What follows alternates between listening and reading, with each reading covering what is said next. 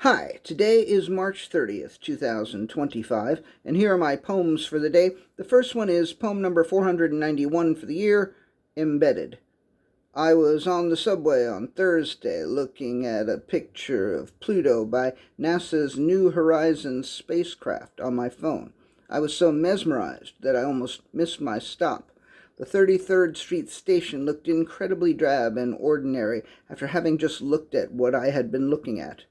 So when I got home, I looked at Pluto again and attempted to permanently embed its beauty into my consciousness. And then, this morning, Pluto called to me and I looked again, because its beauty was not yet embedded. Poem number 482, Discernment. I'd like to think that I can usually spot a charlatan, so I'd like to think that if I had met Mesmer back in the day, I wouldn't have been mesmerized. Poem number 493, Phenomenon. It's a haiku. Monkey went into Bananaphylactic shock, an odd allergy. Poem number 494, Bland. As far as words go, and sometimes they don't go very far, bland is an excellent word. The word bland really conveys blandness. If I were the type who got bored, I could probably get bored just looking at the word bland. One barely has to contemplate blandness when confronted with bland. Instead, bland rubs your nose in it. It's a very in-your-face word. But beware, as it can suck the life out of you, merely by being its dull, bland self.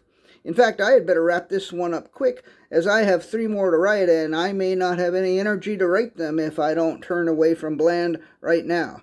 Poem number 495, Examination.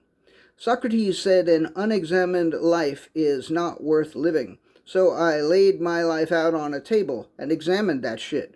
I poked around, picked things apart, shined a light, pointed things out, got into the nitty-gritty and the nooks and the crannies, took some pictures, took some notes. Then I told my life to come back every year so as to make these examinations an annual thing. And now that I have examined my life, I think it really is worth living. So thank you, Socrates.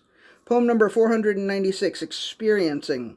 I'm still thinking about how beautiful Pluto is and how great the Kronos Quartet was, and what a miracle it is to be alive. No, I'm not thinking, I'm experiencing the beauty and the greatness and the miraculousness. I'm being told that miraculousness is not a word, but I feel as though miraculous is incomplete, missing an ending. Anyway, my point was that I think it's better to experience than to think, although thinking isn't bad either. And last poem of the day, poem number 497, Offerings. I can tell that you don't know me, app, by the way you keep offering me chicken sandwiches and cheese, beef brisket and bologna, tuna fish and turkey, eggs and eclairs. Some of that shit comes in vegan versions, but I have a strong aversion to the versions you offer. I'm half tempted to delete you, app. You've been in my phone for 4 years, and I feel like you don't know me at all. All right, that's it. Thank you. I appreciate you.